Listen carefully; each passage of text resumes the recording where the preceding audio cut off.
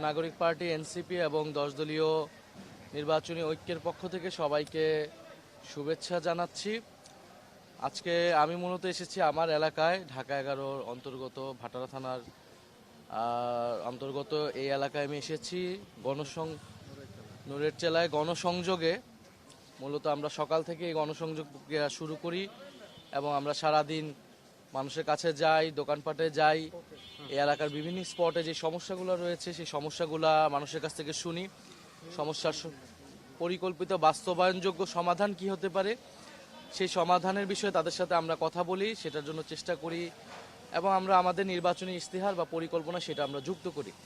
তো সামগ্রিকভাবে আমরা আমাদের প্রার্থীরা এইভাবেই কার্যক্রম করতেছে সারা দেশের বিভিন্ন জায়গাতে।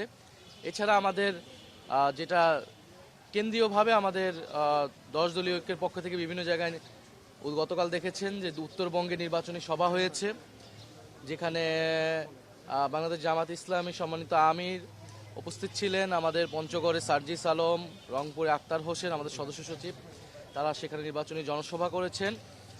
আমাদের কেন্দ্রীয় নির্বাচন পরিচালনা কমিটি থেকেও গণভোটের পক্ষে সারা দেশে ক্যাম্পেইনের জন্য আমরা কাজ করতেছি। আমরা পাশাপাশি আমাদেরকে ভোট দেওয়ার গুরুত্ব এবং গণভোটের গুরুত্বটা আমরা মানুষকে বোঝাচ্ছি এবং আমরা মানুষকে উৎসাহিত করছি যাতে মানুষ 16 বছর পরে যেহেতু একটা সুষ্ঠু নির্বাচনের পরিবেশ তৈরি হয়েছে, মানুষ যাতে নির্বিঘ্নে নির্ভয়ে উৎসবমুখর পরিবেশে ভোট দিতে আসেন।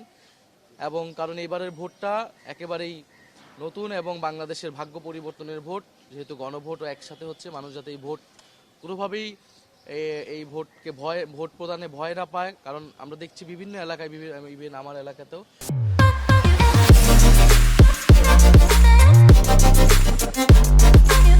এক ধরনের ভয়ের পরিবেশ তৈরি করে রাখা হয়েছে এখানে। এবং এখানে কোনো ধরনের আচরণবিধি এর আগেও মানা হয়নি, এখনও মানা হচ্ছে না। পোস্টার থেকে শুরু করে এই বিদ্যুতের তারে পোস্টার ঝুলানো হচ্ছে এবং আমাদের যেই ব্যানার বা বিভিন্ন জায়গায় আমরা আচরণবিধি মেনে যতটুকু আমরা প্রচারণা কার্য করছি সেখানে বাধা দেওয়া হচ্ছে, ব্যানার ছিঁড়ে ফেলা হচ্ছে। এবং আপনারা দেখেছেন ইতিমধ্যে ইলেকশন কমিশনের চাপ প্রয়োগ করে গণভোটে প্রচারণার জন্য শোকজ তারা নিয়ে এসেছেন বিএনপির পক্ষ থেকে, অথচ তারা নিজেরাই আচরণবিধি কিন্তু কোনোভাবেই মানছেন না। এবং বিভিন্ন জায়গায় এই যে ফ্যামিলি কার্ড, কৃষক কার্ড ইত্যাদির নামে আসলে এক ধরনের ভোট কিনার এক ধরনের আসলে এটা প্রক্রিয়া, এক ধরনের কৌশল তারা আসলে অবলম্বন করতেছে। এটা আসলে কিন্তু মানুষ আসলে এটাতে আসলে অত রেসপন্স করতেছে না। আমরা মানুষের সাথে কথা বলতেছি, মানুষ আসলে এগুলা বিশ্বাসও করতেছে না। কারণ মানুষ এর আগেও এই ধরনের মিথ্যা প্রতিশ্রুতির কথা বিভিন্নভাবে শুনেছে। মানুষ আগের থেকে যথেষ্ট পরিমাণ সচেতন। মানুষ আসলে প্রশ্ন করে, আমাদেরকে প্রশ্ন করে যে একটা প্রতিশ্রুতি দিলেই হয় না, কিভাবে সেটা বাস্তবায়নযোগ্য হবে।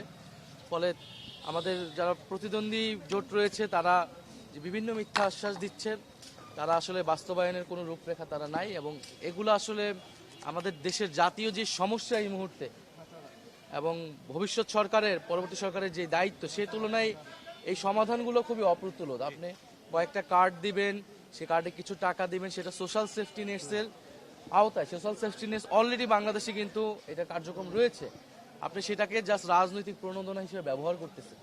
এই বিষয়গুলো তো মানুষ বুঝে।